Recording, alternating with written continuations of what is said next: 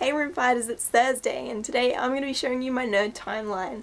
Starting off, we have the year 1989, when I was born. Not much nerdiness happened the year I was born, so let's move on.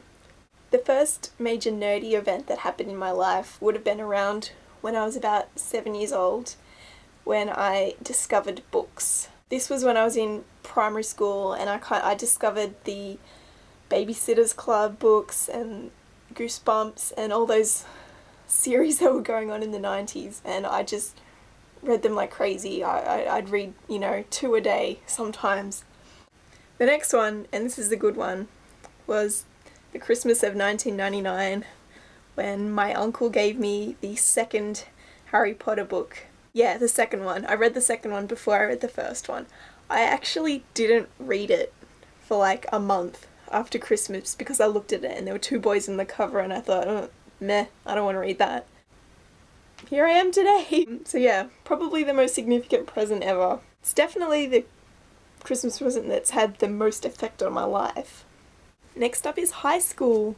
My junior high school had the best library I've ever seen in my life. I don't know if it's just because it was special for me, because that's where I found so many of the series that became really, really important to me in my teenage years, but it's a special place to me and I always remember it quite fondly. It was in this library that I discovered the awesomeness of fantasy and young adult, including a lot of authors I read today, like Tamora Pierce. I'm reading her at the moment actually, and I discovered her in 2001, so yeah. Also, during this time, that was junior high school, I discovered Lord of the Rings. I actually refused to read Lord of the Rings for the longest time. It actually took me, I burnt my leg while I was cooking 2-minute noodles or something. I spilt the water on my leg, so I was stuck in bed and Dad gave me the book and said, read this. And I couldn't move, so I couldn't reach any of my other books, so I read it. And actually ended up finishing in 3 days, and it was amazing. High school is when I discovered a lot of the things that were kind of the foundation for my future nerdiness. I was definitely still a nerd, but it was just kind of, wasn't a hardcore nerd yet. 2006. Yeah, we're skipping 2005 because that's when I started senior high school, and I actually did homework, so not that much nerdy happened. But it certainly did in 2006. This was the aftermath of Harry Potter and the Half-Blood Prince, and I discovered the internet, and I discovered the Harry Potter fandom and theories and fan fiction and podcasts and shipping. So much silliness on the internet. My Harry Potter home on the internet in 2006 was in a special place called Descendium. It was my internet home, really. 2006. I actually wrote a Harry Potter fan fiction in 2006. It was about Hedwig and Pigwidgeon and their illicit love affair that they had to keep a secret from Harry because he'd get jealous or something. I don't know. It was very exciting. I'll link it in the doobly-doo and you can all read it. 2007 was more of the internet. This is when I actually joined the staff at Descendium, and I made a lot of really, really awesome friends that a lot of which I still talk to quite regularly, and I'm actually going to see some of them next year, which I'm really, really excited about. I figure that July of 2007 deserves a page of its own, because it was an epic month. So much happened. It was crazy. This was when I think it was the Order of the Phoenix movie came out, and Deathly Hallows came out, and there was just a lot of awesome going on that month.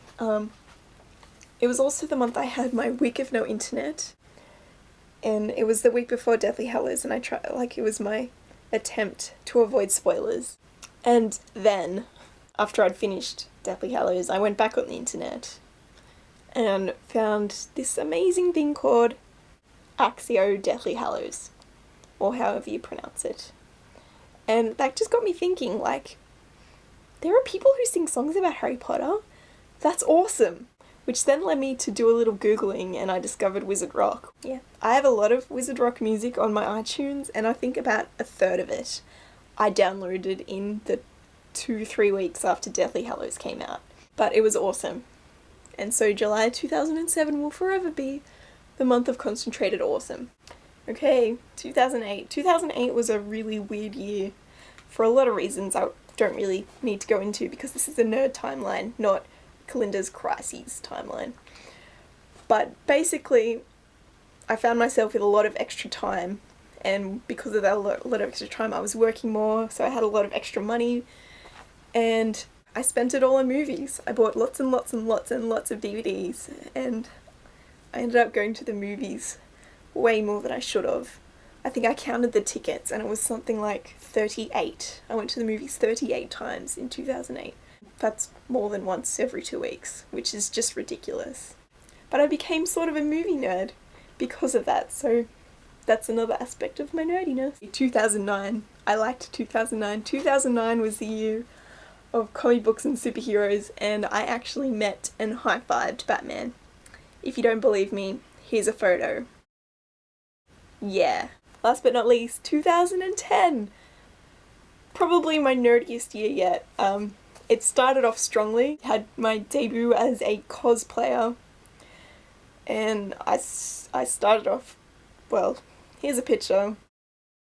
Bit of overlapping from last year's nerdiness there. And that was super duper awesome fun. I also kind of rediscovered Doctor Who. I used to watch Doctor Who when I was really little, all the time. Well, it used to be on after school, the old, really old episodes. Oh my god, I almost forgot.